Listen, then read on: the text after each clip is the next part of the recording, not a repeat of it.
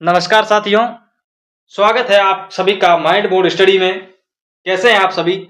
आज अपना जो टॉपिक है वो है स्थल मंडल। क्या है दोस्तों? स्थल मंडल जो टॉपिक है उसके मैं पीवाईक्यूज लेके आया हूं। 2020 से लेकर 2026 के बीच में जितने भी पेपर हुए हैं उन पेपरों का सार लेके आया हूं। एक साथ एक क्लास में तो नहीं हो पाएगा दोस्तों, क्योंकि ये बहुत लंबा पोर्शन है। इसकी 3 से 4 क्लासें अपनी होगी। कितनी होगी दोस्तों? 3 से 4 क्लासें होगी। इसको अगर आसान भाषा में स्थल मंडल को अपने को समझना है तो फिर एक ही याद रखनी है चीज को जो पृथ्वी के ऊपरी जो ठोस परत होती है ना, उसको स्थल मंडल कहते हैं। स्थल मंडल किसे कहते हैं?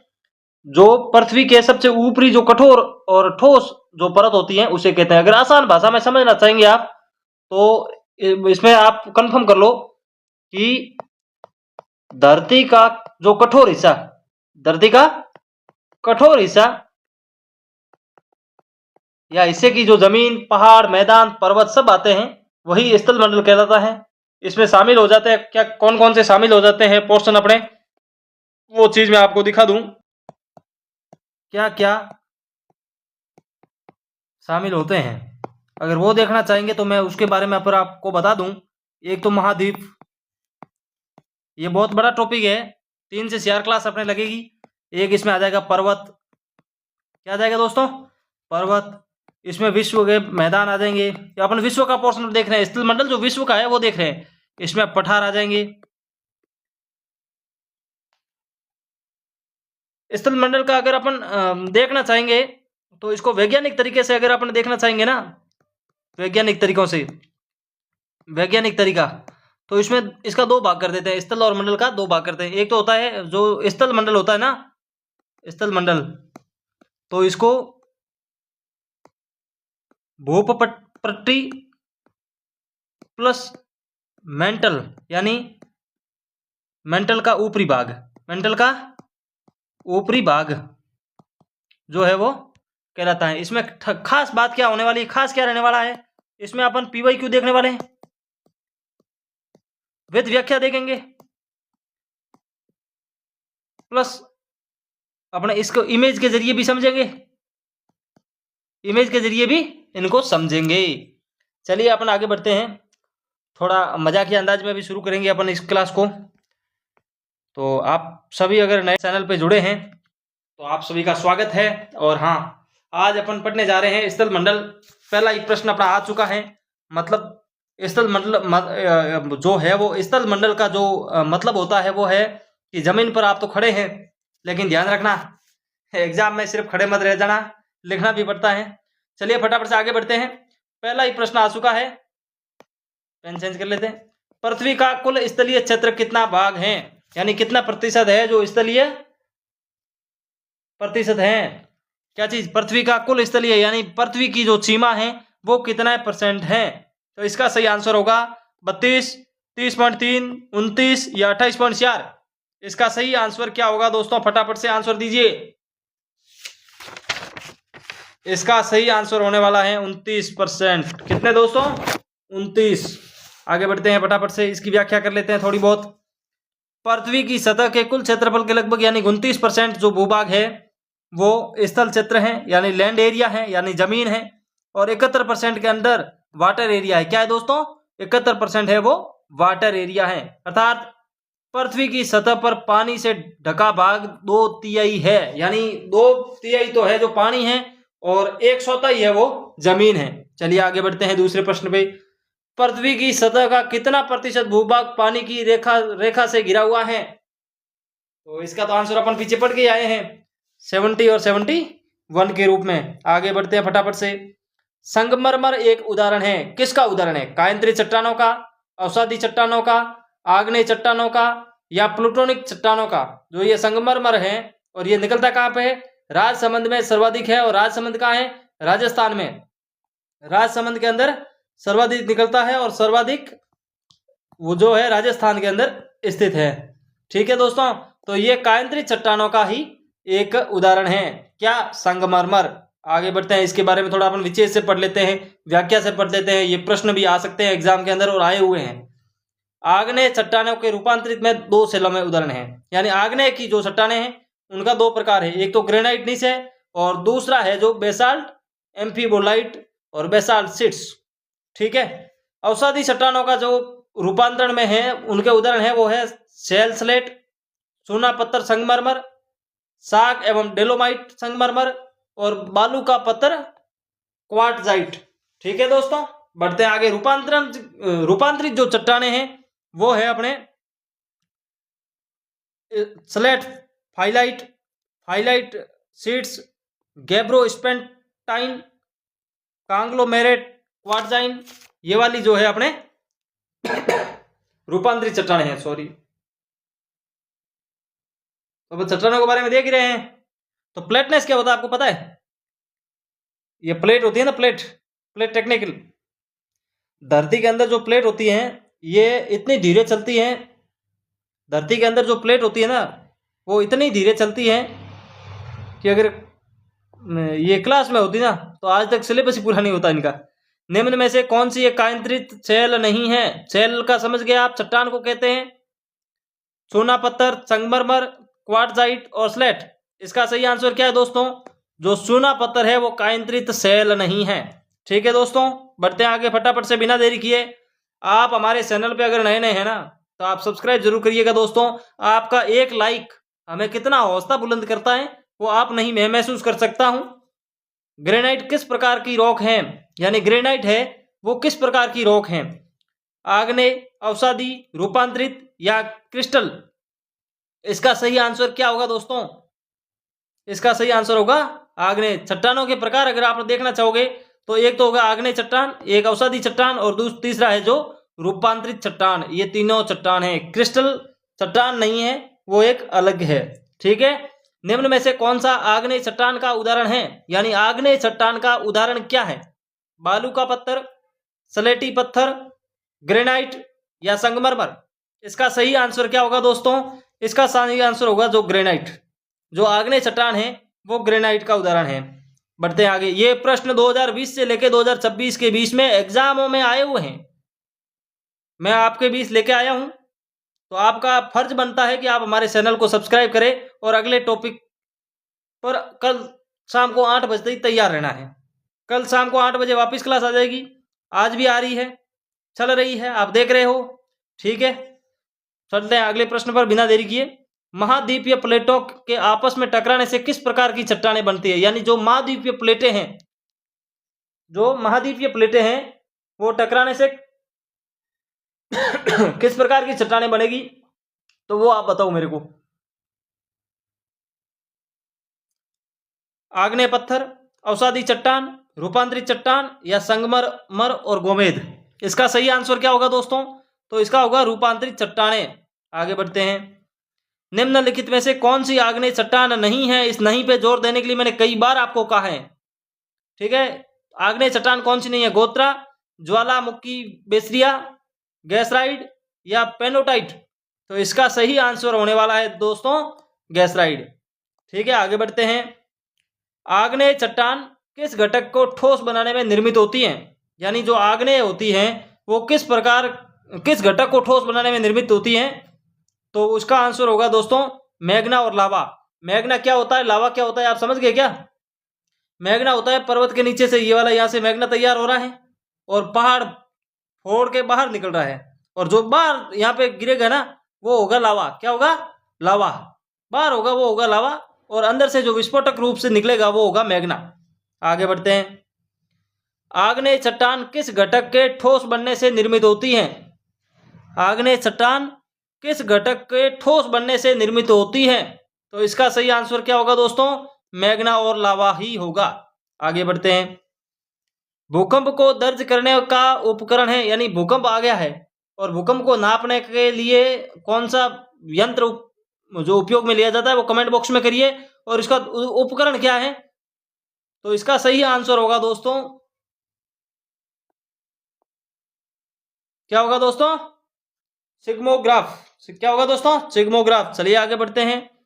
वह स्थान जहां से ऊर्जा निकलती है भूकंप का उद्गम केंद्र या फोकस या अपकेंद्र कहलाता है। भूतल पर वह बिंदु जो उद्गम केंद्र के समीपतम होता है अधिकेंद्र कहलाता है। अधिक अंतर पर ही सबसे पहले तरंगों को महसूस किया जाता है। सिस्मोग्राफ की सहायता से भूकंपीय लहरों की गति यानी तीव्रता और उसकी उत्पत्ति स्थान और प्रभावित क्षेत्रों के विषय में जानकारी प्राप्त होती है। सिस्मोग्राफ से प्राप्त आंकड़ों को रिक्टर पैमाने से मापा जाता है। भूकंप की तीव्रता है उसके मापन की प्रक्रिया दो पैमानों के तौर पर की जाती है। पहला होगा स्केटर स्केल, दूसरा होगा मर्केली स्केल। तो स्केटर स्केल का आविष्कार 1934 में चार्ल्स एफ स्केटर ने किया था। ये भी आपको ध्यान में रखना है। चलिए अगले प्रश्न पे बिना देरी किए फटाफट से। भूपट्टी के नीचे वो स्थान जहां भूकंपन आरंभ होता है यानी भूकंप जो आरंभ होता है उसको क्या कहा जाता है? तो इसका सही आंसर होगा दोस्तों उद्गम केंद्र। अपन पीछे पढ़ के भी आए हैं। चलिए आगे बढ़ते हैं। पृथ्वी पर भूमि सतह की औसत कितनी है? यानी पृथ्वी पर जो भूमि की सतह है उसकी औसत ऊंचाई कितनी है? तो इसका सही आंसर होगा दोस्तों 900 क्या होगा दोस्तों 840 मीटर। कितना होगा 840 मीटर। आगे बढ़ते हैं। निम्नलिखित महाद्वीपों का उनके क्षेत्र के अनुसार सही अवरोही क्रम, अवरोही क्या होता है और आरोही क्या होता है, समझ में आ गया आपको? बताओ फटाफट से, फटाफट से बताओ आरोही क्या होता है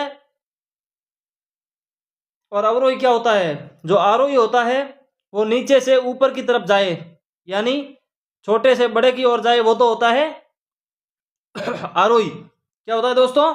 आरोही। ठीक है। और जो ऊपर से नीचे की तरह है यानी बड़े से छोटे की ओर, बड़े से छोटे की ओर आए, वो क्या होता है? अवरोही। क्या होता है दोस्तों? अवरोही। तो ध्यान रखना है इसमें क्या पूछा है? आरोही क्रम पूछा है। आरोही का मतलब हो गया नीचे से ऊपर यानी छोटे से बड़ा। तो इसमें कौन क्या पूछ रहा है? महाद्वीपों के बारे में पूछ रहा है।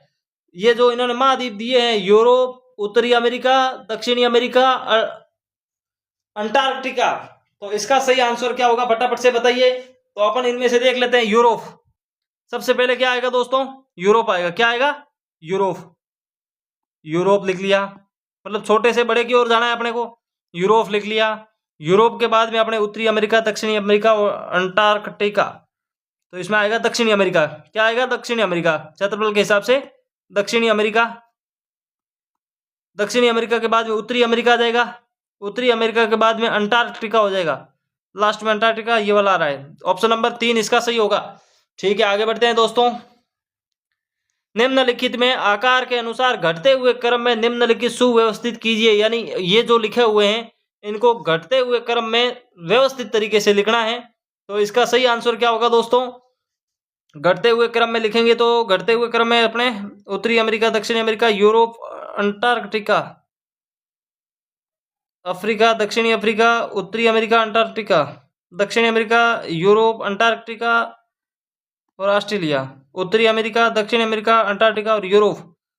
तो यही यूरोप,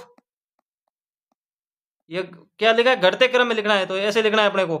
यूरोप आ गया, यूरोप के बाद में अंटार्कटिका हो गया, अंटार्कटिका के बाद में दक्षिणी अमेरिका हो गया, दक्षिणी अमेरिका के बाद में उत्तरी अमेरिका हो गया।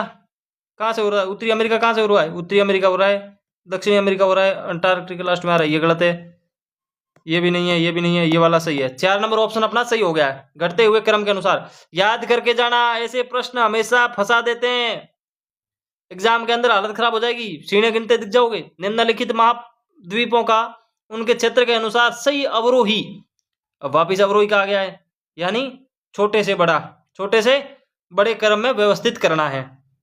तो इसका सही आंसर क्या होगा? छोटे से बड़ा। छोटा कौन सा है? ऑस्ट्रेलिया बड़ा होगा, ऑस्ट्रेलिया बड़ा हो जाएगा। और क्या आया इसमें?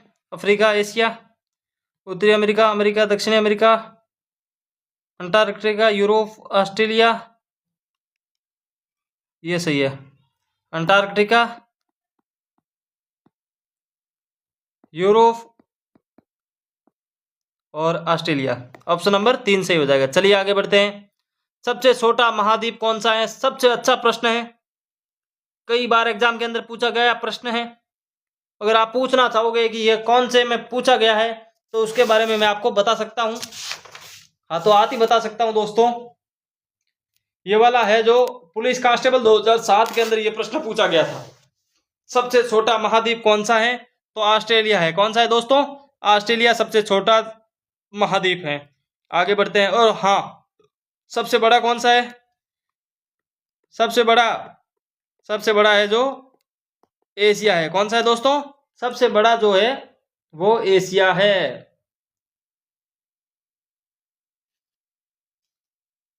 फटाफट से बताओ। धरती की परतें बहुत मजबूत होती है। क्या होती है? धरती की परतें बहुत मजबूत होती हैं। धरती की परतें मजबूत होती हैं। कुछ स्टूडेंट की तरह नहीं जो 2 सवालों में टूट जाते हैं। आप टूट रहे हो, ऐसे मत करो। अगर ये स्थल मंडल नहीं होता ना तो हम सब हवा में तैर रहे होते, ये भी ध्यान रखो। और तब अटेंडेंस लेना और भी मुश्किल हो जाता। हाजिरी कैसे भरते हमारे चैनल पे आके। एशिया महाद्वीप संसार के भूभाग का कितना % भूभाग है? जो एशिया महाद्वीप है वो संसार के अंदर कितने % अपना योगदान रखता है, अपना क्षेत्रफल रखता है? तो इसका सही आंसर क्या होगा? 30.2% लगभग ये रखता है। और एशिया कौन सा है? ये वाला एशिया है। ये पूरा का पूरा है वो एशिया है, एशिया महाद्वीप। आगे बढ़ते हैं। पृथ्वी की भूमि कितने महाद्वीपों में विभाजित है? यानी संसार के अंदर जो धरती है वो कितने महाद्वीपों में विभाजित है? तो वो अपने देखना है इसमें। पृथ्वी की भूमि जो महाद्वीपों में विभाजित है वो है अपने क्वेश्चन संख्या हो गया 23 नंबर का क्वेश्चन चल रहा है अपने। तो इसका आंसर बताइए फटाफट से। इसका आंसर होगा 7 महाद्वीपों के अंदर विभाजित है। धरती के ऊपर जो महाद्वीप है वो 7 प्रकार से हैं। कितने कितने महाद्वीप हैं? 7 हैं। आगे बढ़ते हैं। क्षेत्रफल के अनुसार विश्व का सबसे बड़ा और सबसे छोटा महाद्वीप कौन सा है? बहुत ही अच्छा क्वेश्चन है, एग्जाम के अंदर कई बार ये पूछा जा चुका है। तो फटाफट से इसका आंसर दीजिए। अफ्रीका और ऑस्ट्रेलिया, एशिया और अंटार्कटिका, एशिया और ऑस्ट्रेलिया, उत्तरी अमेरिका और अंटार्कटिका। तो इसमें सही और उपयुक्त जो प्रश्न का आंसर है वो है अपने एशिया और ऑस्ट्रेलिया। सबसे बड़ा एशिया है और सबसे छोटा ऑस्ट्रेलिया है। इनका जिक्र हम पहले भी करके आ चुके हैं। आगे बढ़ते हैं। विश्व का दूसरा सबसे बड़ा महाद्वीप कौन सा है? विश्व का दूसरा, यानी पहला तो एशिया हो गया, फर्स्ट नंबर पे तो कौन हो गया? एशिया हो गया। दूसरे नंबर पे कौन हो गया? फटाफट से आंसर दीजिए इसका आप। दूसरे नंबर पे हो गया अपने जो है अफ्रीका। आगे बढ़ते हैं। निम्नलिखित कथनों पर विचार कीजिए, यानी इन पे विचार करना है। ऑस्ट्रेलिया का क्षेत्र अंटार्कटिका से अधिक है। ऑस्ट्रेलिया सबसे छोटा महाद्वीप है, तो फिर अंटार्कटिका से अधिक तो कैसे होगा? हो ही नहीं सकता, गलत आंसर इसका ये। यूरोप का क्षेत्र दक्षिणी अमेरिका से कम है। यूरोप का जो क्षेत्र है वो दक्षिणी अमेरिका से कम है, मान सकते हैं एक बार, ठीक है। आगे बढ़ते हैं। उत्तरी अमेरिका का क्षेत्र जो यूरोप और ऑस्ट्रेलिया के संयुक्त क्षेत्र से अधिक है, यानी यूरोप और ऑस्ट्रेलिया दोनों मिल जाए तो भी उत्तरी अमेरिका बड़ा है। हाँ सही है। तो इनका दोनों आंसर सही है। ऑप्शन नंबर 2 और 3 जहां पे दिख रहे हैं वो सही है। ऑप्शन नंबर 2 इसका सही आंसर है। चलिए आगे बढ़ते हैं। उत्तरी अमेरिका महाद्वीप की खोज सर्वप्रथम किस नाविक ने करी? यानी भारत की भी खोज किस नाविक ने करी? वास्को डी गामा ने। किसने करी? वास्को डी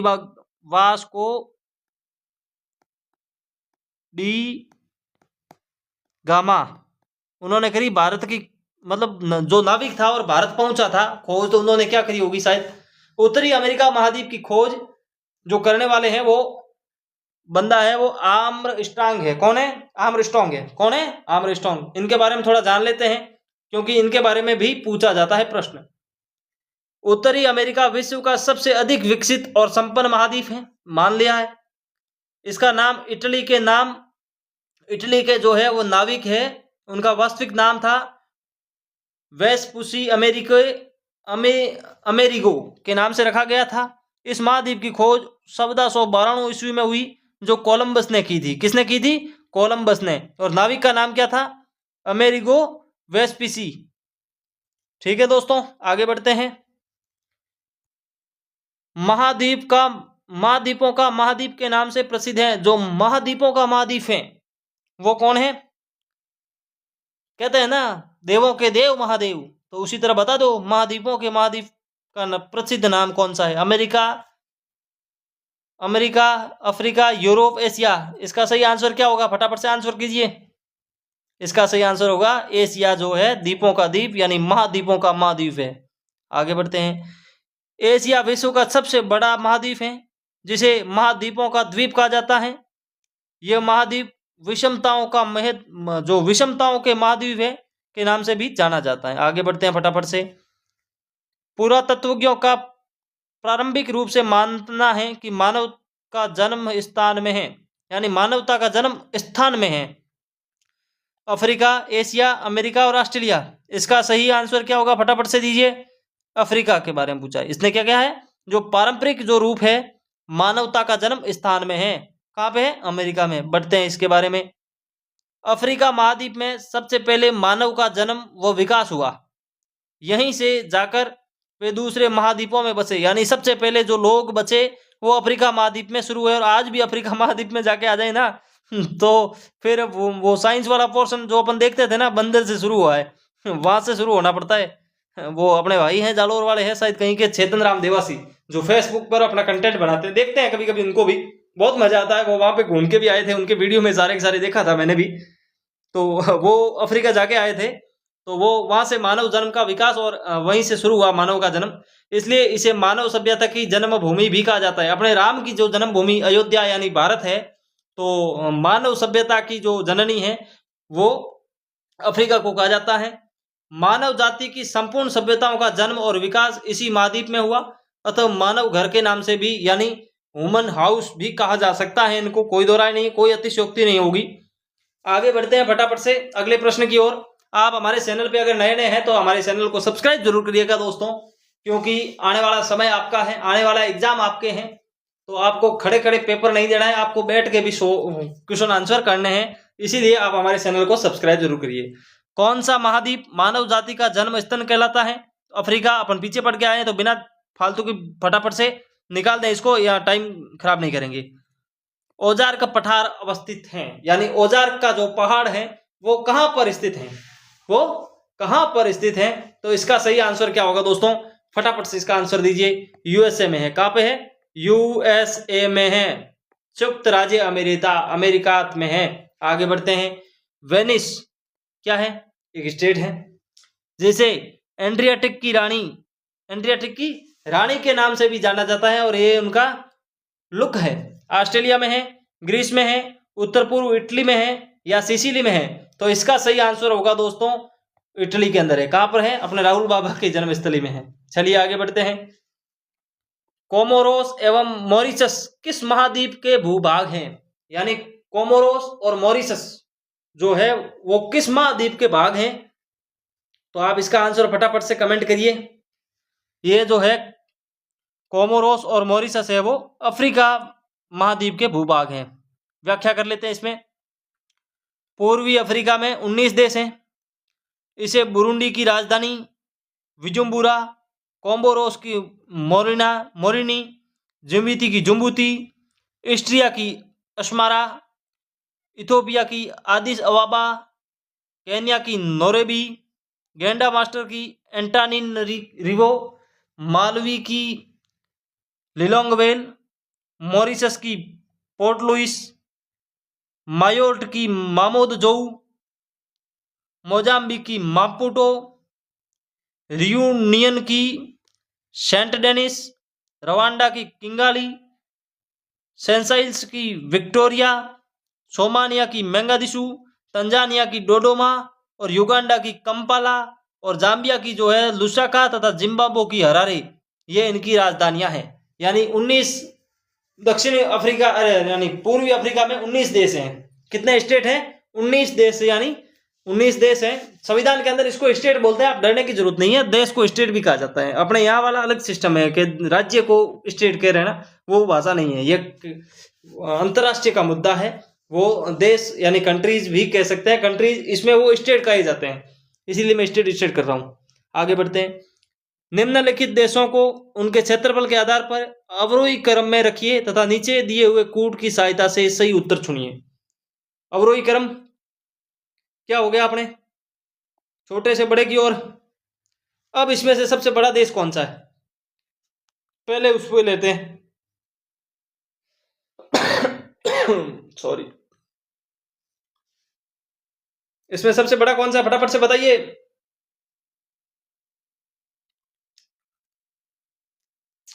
सबसे बड़ा इसमें है कन्नाडा। कौन सा आ जाएगा? कन्नाडा। 1 नंबर पे आ गया कन्नाडा।